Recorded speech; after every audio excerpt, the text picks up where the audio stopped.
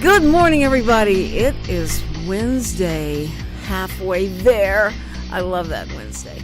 But you know what? I am so tired and I'm so sad. And if you read my post on my Facebook, The Cindy Cochran Show, you know, all of you know why. And it is so aggravating that my wallet was lost yesterday. I hadn't told you this yet, Richard, but I lost my wallet yesterday. Weirdest thing, I had all these errands I had to do because you called. It's really your fault because we didn't have the show, so I went and did errands and I was scattered all over the city here. And so my last stop, and I still had my wallet, still had my cards, my life was still with me.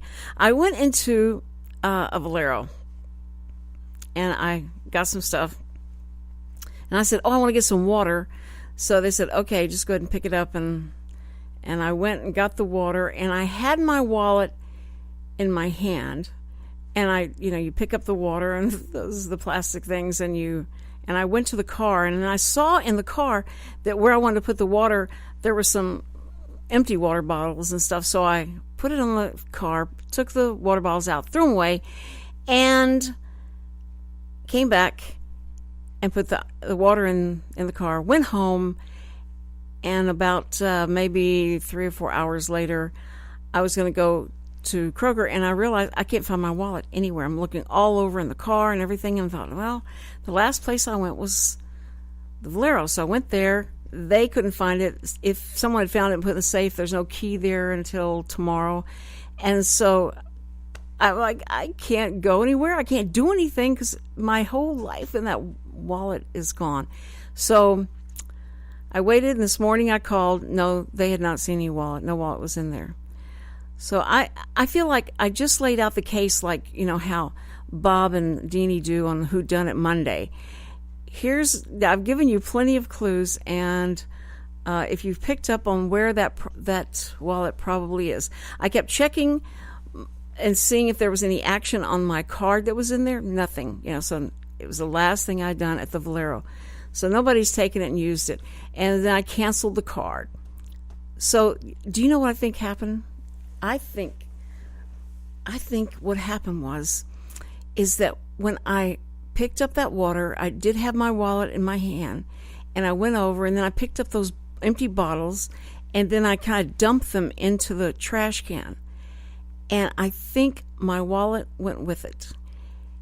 That's the only thing I could think of, and it just haunted me all night. Cindy, your poor little wallet, all your information about your life, all your identification cards, everything is in that dumpster. And so I just felt bad. I'd had that wallet for so long. You get attached to things like that. It's so weird. But here's the deal. I did then the second wave of reality is now I've got to go and do all those things that you hate to do. I mean, I canceled my card. Now, Chase is so cool about this. There's certain locations that you can get your card back the very same day. They'll print it out and you hand you your card. And you don't have to wait 7 to 8 days to get it back in the mail. So Chase was very cool about that. Here's the problem, though. I have no ID. And for them to be able to do that, they have to have a picture ID. So I went in there with my last driver's license, and I said, this is all I have. This is it. And here's the last receipt of the transaction I did with the bank, which was yesterday. So the guy, punched in and kept asking me questions. Do you know your social security number? I said, yes. And I gave it to him. Do you know your license? Yes. Yeah. I was giving him everything I could. And so he said, you know what? You've been here so long. You have another account with us. Just by all the things that you have given me, the information you've given me, I believe you are this person. And I was like, thank you. I was just there. I was being, here I am, Cindy Cochran. And, I didn't know whether to play the age card or play I've been on Johnny Carson, or you could go to the website and look at the Cindy Cochran Show, and I'm the same person. But Brad did such a good job on the Photoshop. I didn't know if he'd recognize me. And so anyway, it was scary. I didn't know if I was get my card back, but I got that back. And now, as soon as this show is over, I'll be at the DMV, sitting with all those other lovely people that are anxious to get their driver's license renewed. Not me, but that's where I'm going to be, and it's going to be so much fun. And when this is over, I think everybody starts getting out. They get out for lunch, and then they go to the DMV. That's what they do, and they sit there and see if they can get in their lunchtime to do something. So it's going to be so much fun. And so I just say thank you, Chase Bank, for being so great and recognizing who I am and being so sweet about it. Because I had no idea. And that's why what I posted on there, like the 10 things you're supposed to do before you, or after you lose your wallet. And I just, you panic, and then it's always too late to call anybody or do anything. But I called Chase, and first thing they do is ask you to they want your ID number. They want your password. And I said, I don't have anything. I don't have anything to be able to give you. I have, no identification, nothing. I have no numbers or anything. So then they start with, luckily I know my Social Security by heart. I know my driver's license number by heart. And if you don't know that, man, that's what you need to work on every day, is some numbers that you won't be able to look up in your phone or look up in the, because your wallet's not there anymore. So I learned my lesson. I did. I'm going to watch what I throw in the trash from now on. And, maybe I'm going to try, okay? That's what I'm going to do. I'm going to try and know where everything is and to make sure I have everything with me before I leave a place. That's going to be my goal, is to become much more aware and think it through, what you have, where things are, and all that. And I'm going to go put all my ID numbers, once I get them all back, I'm going to put them all over the house so we can find them. Okay, that's my rant. Thank you so much for letting me do that. We're going to come back. You're listening to the Cindy Cochran Show. It's Wednesday. We're almost there. And so if that made you feel better about your day, good. It was done for a reason. I will be right back. So much more to say. So many more things happening in the world. We'll be right back. The Cindy Cochran Show, the first daily talk show serving Montgomery County. Lone Star Community Radio is Montgomery County's community radio station, and we're looking for more talk shows and volunteer DJs for our music shows. If you're interested in having your own talk show on Lone Star, or always wanted to live out your dream of being a music DJ, contact Lone Star Community Radio online at irlonestar.com/contact us, or call the station at 936-647-5747 for more information. The Cindy Cochran Show. You ain't heard nothing yet. And we're back on the Cindy Cochran Show. Thank you so much for listening to my vent and my problem.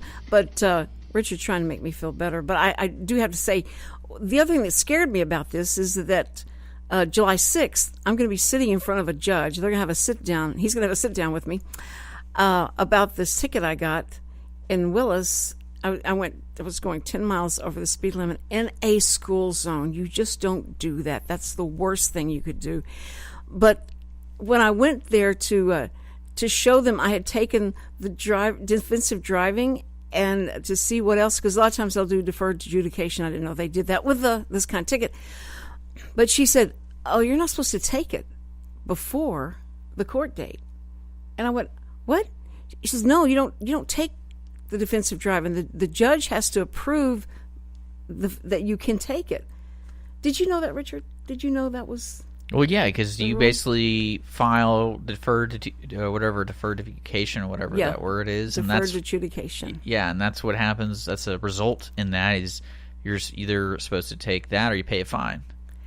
That's determined by what you did. But I thought you always had to take. No. See, I haven't gotten a ticket. I can't believe you had a court date. I had a court date. I can't believe you had a court date. You couldn't just, because I know, like, well, they say come in before this date, before the court date. And yeah, but you can still file. Like, you have an option to choose what your history is. Depending on, I guess, you have a record, you have to be there. But like, if it was your first offense in a year, you can just mail it in saying, "I'm going to choose to do this. Here's my money, and I'll present the defensive driving records when I do it."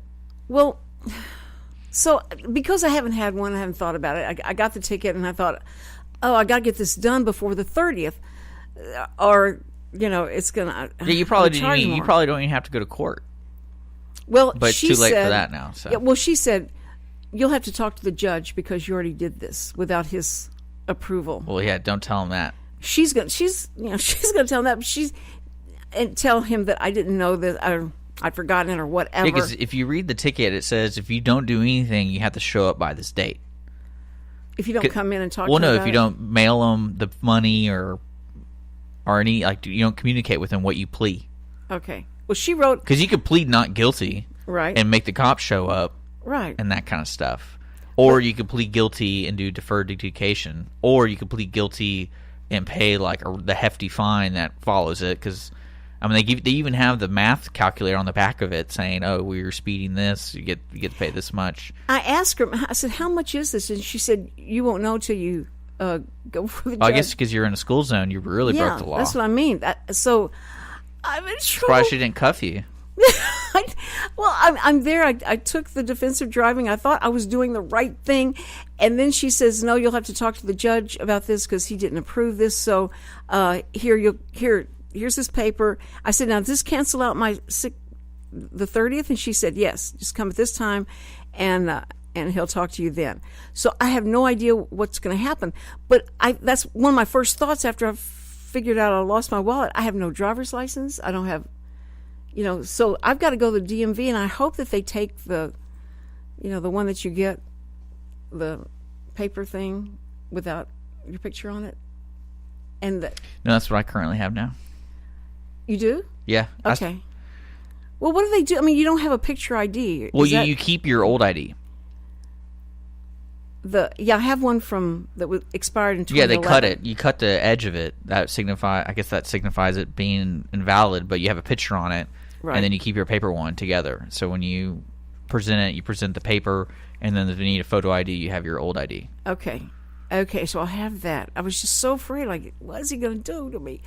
But, so there you go. And I've never had this much money in my account before. That was the other thing, is as soon as I realized it's gone, is that if somebody took it, somebody got it, that... This is the first time, I think, in years I've had this much money in my account, and I'm so excited and all that. Well, why don't you just call the bank? Come on.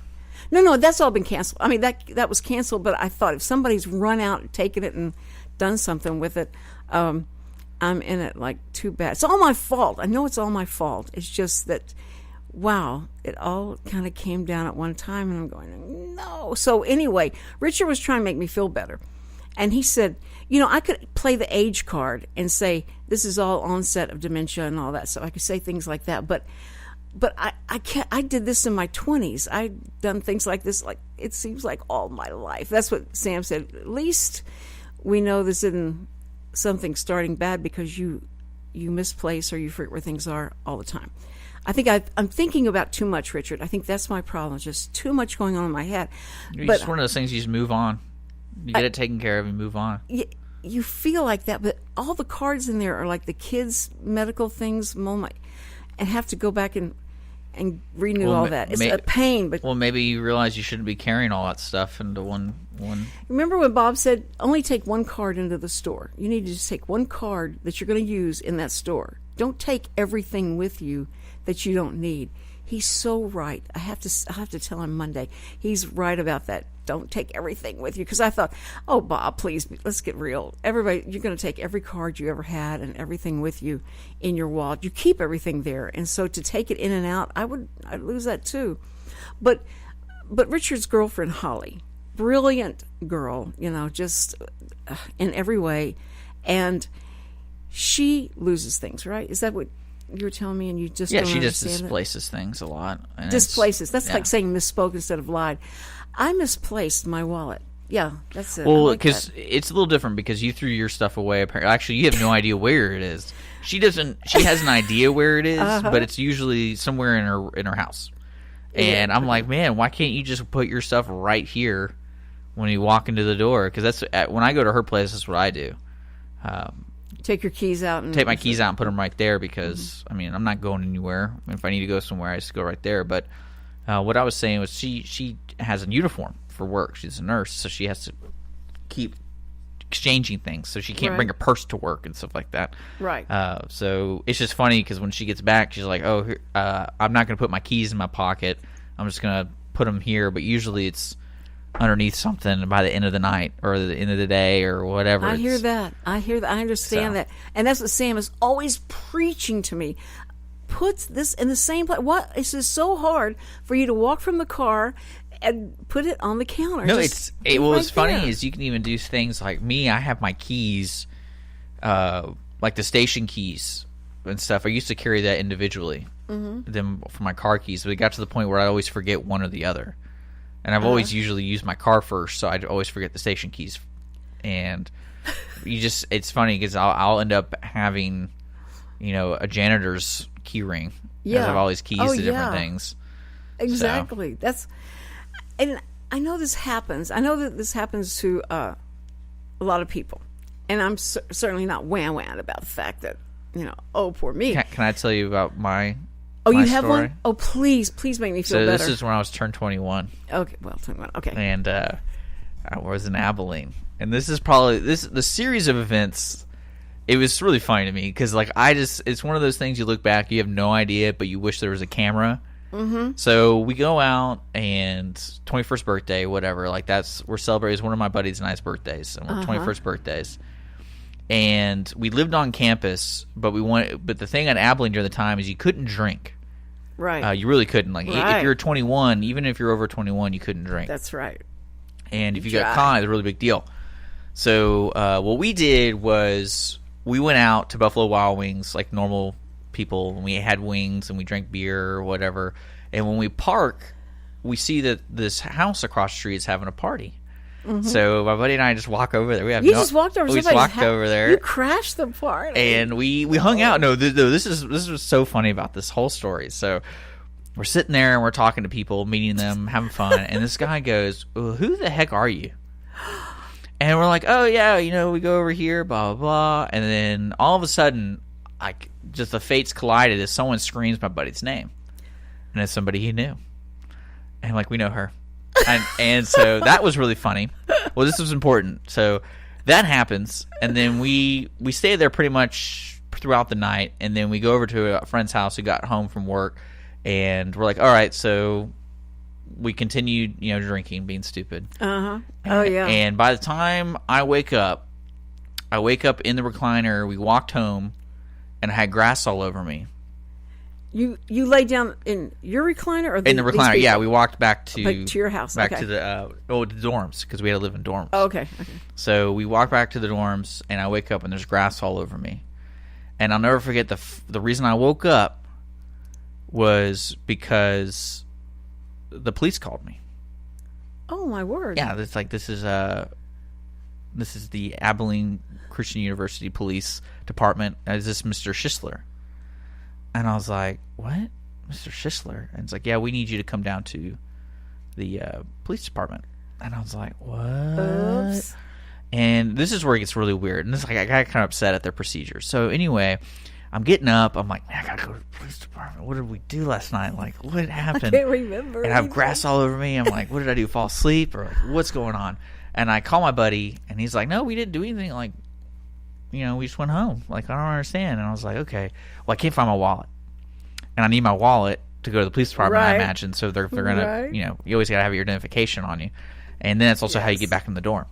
And so I was like, my wallet has to be here. But my buddy let me know that he used his stuff to get us in. So I was like, where's my wallet? And so I do the backtrack thing.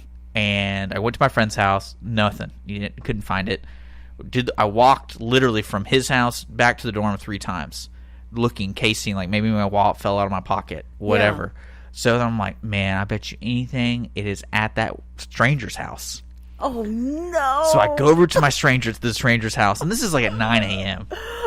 And I'm like, and you can just see people, just the party, the keg, and all that stuff. And I was like, hey, guys, I think I lost my wallet. And that's why he's like, do you mind if I search your house? And so I Is that what you said? Yeah. May I search your house? Oh, good. And so I searched the things where I sat, whatever. Well, anyway, it's getting to that point where I need to go to the police department. So I was like, all right, I'll go over there. And I go over there, and they found my wallet. Oh, I was just thinking, oh, yes. And what was great is I was like, you couldn't have told me that on the phone? And because I was like, and I told him, I've been looking all over for my wallet thinking I had to bring it here or something like that. I had to use it for ID purposes. And because I don't know my driver's license number. And that's one of the things I regret is I haven't memorized my driver's license number because you use that a lot. It's kind of like your social. I memorized my social. Well, the funny thing about it is the lady's like, okay, yeah, it was dropped off by a professor, so-and-so. And I had no idea who this professor was. And I go, okay, do you, by any chance, do you know where he found it? And she's like, yeah, it was over on the northeast side of the campus. And the northeast side was like complete opposite of where I've been the whole time. Oh. And it's like she found it in the parking lot. And that was one of those moments where I just needed to get the heck out of there because I had no idea how it would end up over there. Was it everything gone, did you say? No, everything was fine. Everything was there. It was almost like I got out of my car for class, but I don't park over there. Uh-huh. And so it was just one of those combination things where I'm not kidding you, for about 2 hours I thought I was gonna get arrested or I'd vandalized something or so I was what you did. yeah, so it was just oh man. And then all it came down to, man, it was pretty funny. So but you could have dropped it when no, I have no idea. I thought you said you never travel over that I never side traveled of the because that's the of course it's the theology side where all the Bible people are. So I don't have classes over there because I wasn't a Bible major. So I have no idea why it was over there. And the lady asks, is like, oh, do you know why you lost it? And I was like, I have no idea. Just give me my wallet. And it was pretty fantastic. That was a great probably 12 hours of my life because, crashing a little party. We didn't crash it. We just met people. You did. You didn't know. You weren't invited to that party. Yeah, but the way they were drinking, it didn't matter. I mean, they were just partying. And so I just met a bunch of people that went to another school. They didn't go to, the weird thing is they didn't go to Abilene. Like, they lived across the street from, like, the dorms and stuff. Yeah. And they didn't... In that dry area that you're not supposed to it's so be weird. drinking. And wow. But, yeah, I lost my ID, and then some professor... And I wrote him an email thanking him for finding it. That's great. So, but you do feel lost. I mean, not only the wallet. No, not even that. Like, you think about the police colony, that's the first thing you wake up to. Yeah, that's... And they're like, is this Mr. Schisler? Yeah, this is the Abilene Police Department. We need you to come visit the station sometime today. And not tell you not tell anything. You got to ask Bob about that. Like, do you guys do that if you found somebody, or do y'all? Well, they said we had to ask you about something, and that was weird to me because I was like, oh, it was a wallet. Like, well, they wouldn't at the party. They arrested a bunch of people and they found the wallet. Right, and and they're like, oh, it's some kid's wallet. Because I'm not kidding you. Like ACU. There's a lot of great things about the school. Yes, yeah. But a lot of negative things are they do like a 3-strike system. So, for example, like one guy got expelled for one thing he did on campus and 2 things he did outside campus. And so that I thought that was kind of overreaching, but they can do what they want. They're a private institution. Like, for example, he got in trouble on Tyler because he's a musician and he played at bars, and he was with a group of guys and they all got into fights. And so he gets arrested because he was involved. And then that's on his record. And he had to go to jail because he couldn't pay to get out or whatever. So he had to go to jail. So he missed class.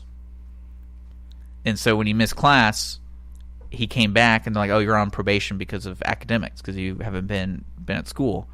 And then he gets in trouble on campus for drinking. He didn't drink on campus. He was off campus. Okay, but... He's 21, and he just got in trouble because he was at a party and they busted the party. Then they did a background check, and like, oh, the reason you were gone because you were incarcerated. Oh, and so they kick him out. Well, but look, Richard, everything he did was. But can you imagine? Can you imagine going to college, and then within a week you're out? Well, because that all happened. Like when they processed him, it all came down to, oh, hey, we just got news of this. You're gone. And he's just like, well, there goes that. And he's a successful musician now. But, I mean, that's his lifestyle. He chose that lifestyle. So I'm not defending him. Yeah. But I'm saying that's kind of like, if there's no sympathy in that, that's kind of strange, because they're there to learn, and it's just kind of like, to fault somebody outside of their academics. Because I get that he's academic probation, but I mean, well, if they can go out and get dead drunk every weekend and be able to function on Monday, or if they do that during the week, if they start drinking during the week and stuff, they're trying to keep you in a sober state of mind so that you can learn and your parents get the money's worth out of the college, and so you understand the rules and you got to be held accountable, and when you go to real life, it's not going to be easy for you. So they're trying to teach you all that stuff, don't you think? Don't you think that's what it's? Why are you looking at me like that? That's not teaching you anything. Well, of course, it's trying to tell you that. Well, I mean, if anything, it said if you want to do it, you got to be smarter about it. I was smarter about it. Okay, there you go. Yeah, if you can get around the rules and you can learn to do that, and you can take that with you in life, that would be great. So that's terrible, but that is But the wallet thing, horrible feeling. I can't believe it. Somehow it ended up over there, and I never got the answer. And you never got the answer. That's the mystery in your life. And I kind of took it as it is. And what I learned from it is when I go out and I know I'm going to be doing something like that stuff, I just take my ID with me. That's all you. Like I just take a card and some cash, and I put it on I used to take one of these little clips that you clip papers with, the little black deals, and a little tiny one, and just put it in my pocket with your card. And that's just what I've go with, the bare minimum if we're going to go hard. But you know what?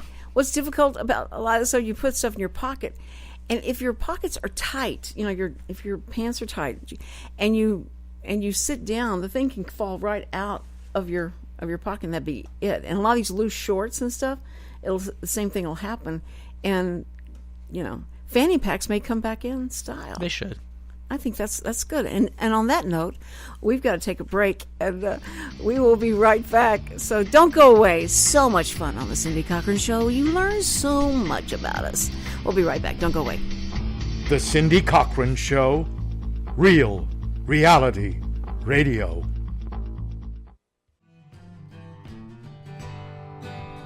Lone Star Community Radio is Montgomery County's community radio station, and we are looking for talk show hosts and volunteer DJs for our music shows. Are you interested in having your own talk show on Lone Star, or have you always wanted to live out your dreams of being a music DJ? With the addition of Conroe's FM 104.5 and 106.1 and video aspects of our talk shows, we are needing people to grow with us. If you or someone you know might be interested, please contact us online at irlonestar.com/contact us, or call the station at 936-647-5747 for more information. The Cindy Cochran Show, the first daily talk show serving Montgomery County.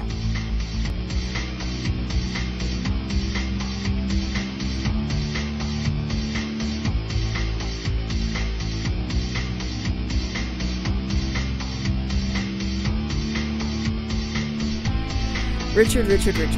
Boy, when you get Richard started telling about some of his college life and some of his antics, I bet your mom, when you start telling these things, I remember I went to college and did all this, and she goes, "What did you do? Shame on you." Your mom must go like, No, my brothers somebody are worse. was looking at. Oh, well, that's always good to have a brother that's worse, so that you don't. That's the benefit of being youngest of six. Yeah, is everybody else has done all sorts of bad things, so it's like, it's not that bad. And you know what? And your parents do get tired out. They just get like, I don't care. You're still breathing in and out regularly. Fine. That's no big deal. That's good. Hey guys, guess what came out today? A new poll. The Quinnipiac University. I must be saying that wrong. This seems legit. The Quinnipiac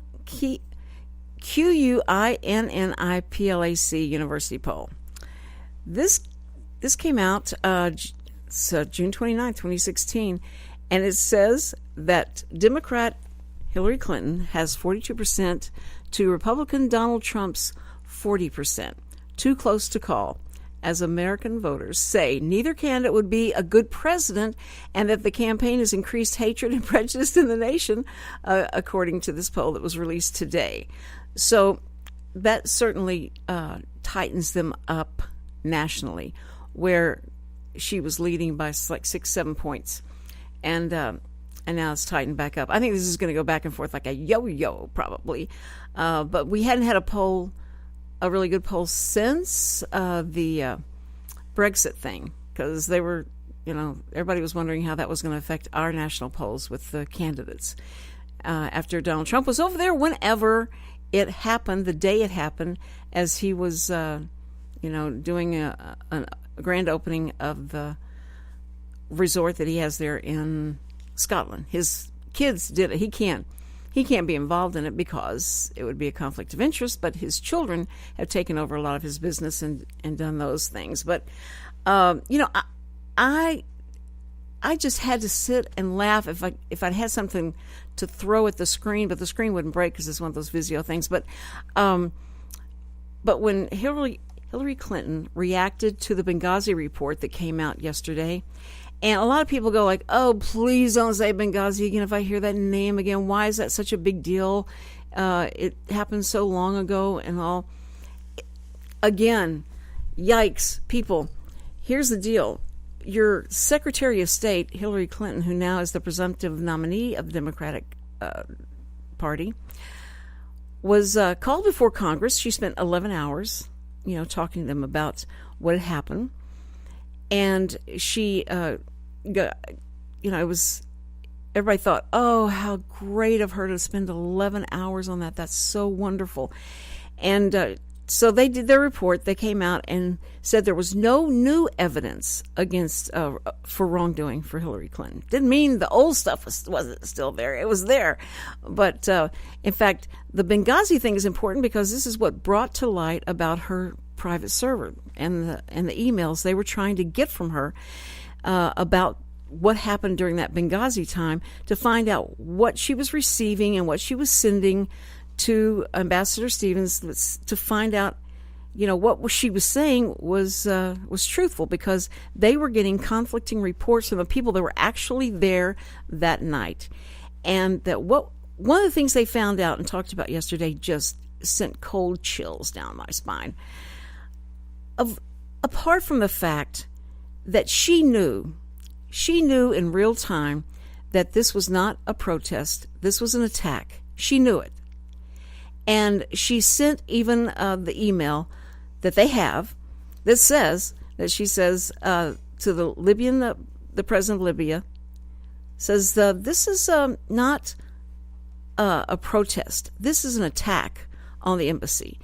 She also, to the Egyptian leader and to her daughter, told all three of those people that this was not a protest, it was an attack.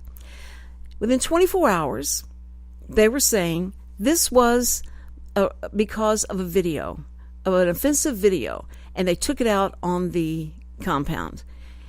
It was a lie. It wasn't a misspeak or anything like that. It was a lie.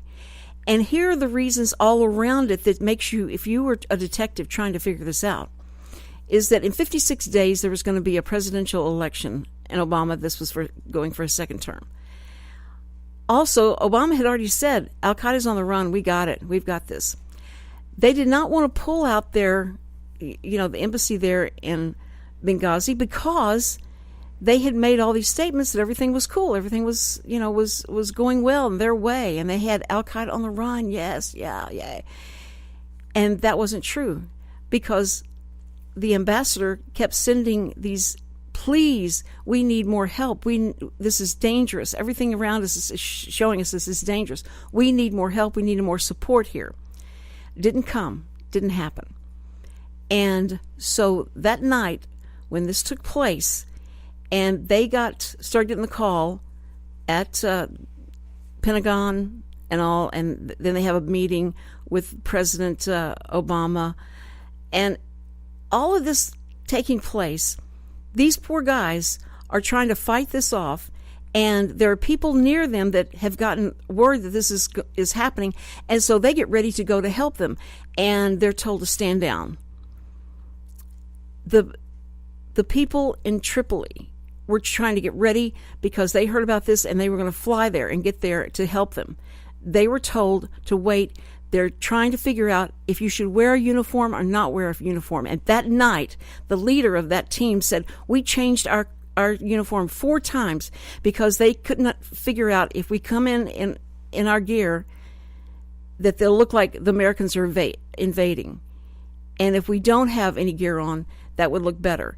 But they kept changing their mind. 4 times they had to change their uniform. That stuck out to me more than anything else.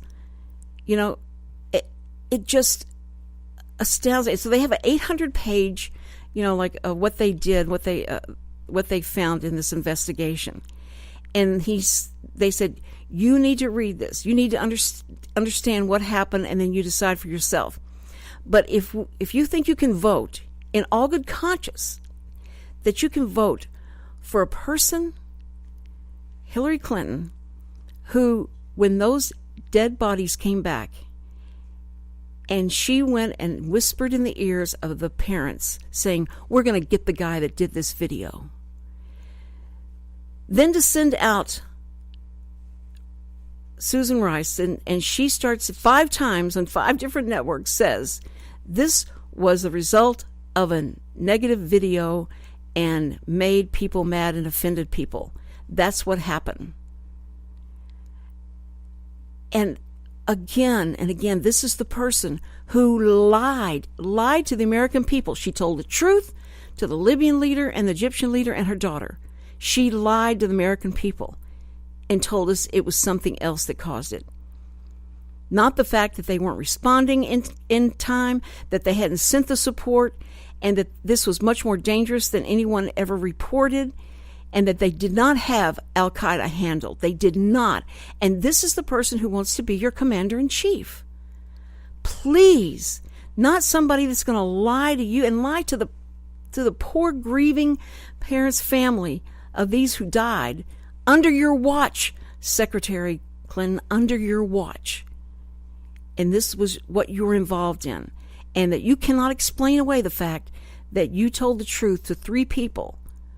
Within a 24-hour period, you were telling the truth to 3 people and then lied to all of the American people so that this would not be any conflict. And it was so politicized. And those poor people who died for that.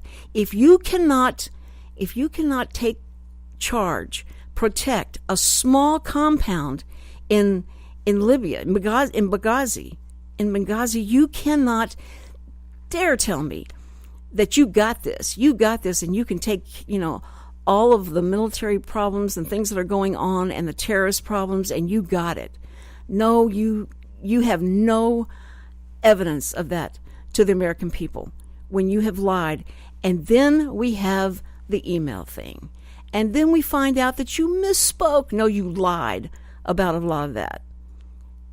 And yes, they keep unveiling like a layered onion of things that you are in. When you make that statement with that pious, condescending tone, saying yesterday at your speech, at your rally, well, I guess you all can understand now what that investigation was all about. And it's time we move on. Oh, I can't. That just sends chills down my back that there's somebody out there that might believe what you just said, with so much evidence, so much smoke, and that the fire is there surrounding you. I have to say that she is a woman. We're about the same age, and I have lived through all her, the things that her husband has done to women, and then what she said about the women, like it was all their fault. He never had, never ever did anything wrong. Well, excuse me, and you talk about women, and you're there to support women, and then your foundation is found to take money from countries who keep women in the burqa, and they don't allow women to even go out by themselves. They don't believe women. They have to have 4 people have to have witnessed them if they got raped, and so for them to even be heard. And you said all these women who talk about being abused sexually need to be heard and need to be believed.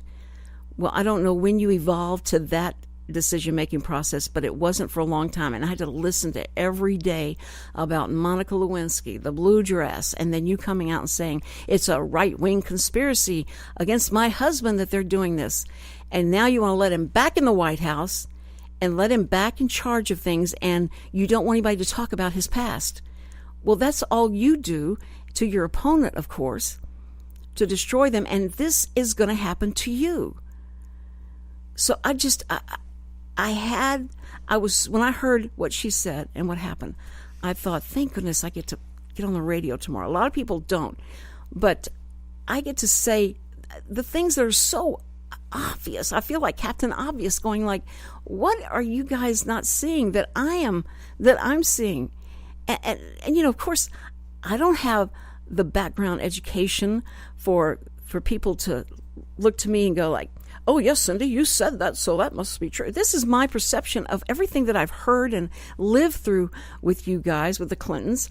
And I'm telling you, it's going to come back to bite both of them. And I think it's time for them to be held accountable and quit making fools of the American people. If I had some kind of, dun, dun, dun, dun, dun, to play after this, I would. But I got to go to break, and I will be right back, so don't go away. Thank you for listening to the Cindy Cochran Show. We'll be right back.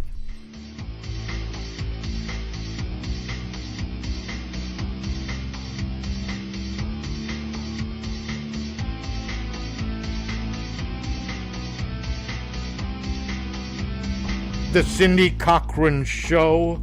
You ain't heard nothing yet. Want to check out what it's like to be on the radio? Need credit for school? For an internship? Then contact Dick online at dick@irlonestar.com. Lone Star Community Radio is Montgomery County's community radio station, and we are here to be part of the community. The Cindy Cochran Show, the most opinionated talk show on radio.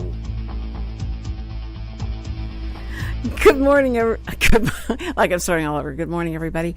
No, it's show's over. We're done. We're going to be out of here in just a second. But I did want to remind everybody about who's going to be here tomorrow.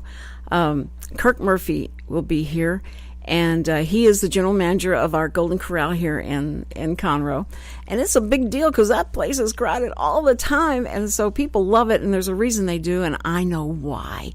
And so I'm going to talk to him tomorrow and get the behind the scenes of the greatest buffet in the USA, and talk about all the good things that the Golden Corral, and everywhere they go, every location they're in, what they do for that community and what they're dedicated to is really cool. And so I do want to introduce you to him and talk about what they do. So if you have an appetite for that, be sure and be here tomorrow, Thursday, on the Cindy Cochran Show. All right, see you. Make somebody happy, would you? Just make somebody happy. Just do it.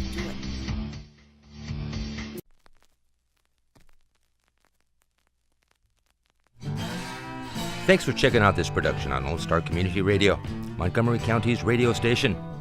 For more information on this show and other shows on Lone Star, check us out online at irlonestar.com. If you're interested in sponsoring a program on Lone Star Community Radio and reaching the local audience of Montgomery County on FM, internet, and TV media, please call 936-647-5747 or contact us online at irlonestar.com. This recording is a Lone Star Community Radio production, produced by the show host and Dick Schisler of Lone Star Community Radio. Interested in volunteering as a music DJ or starting your own talk show? Contact Dick Schisler at dick@irlonestar.com or by phone at 936-647-5747.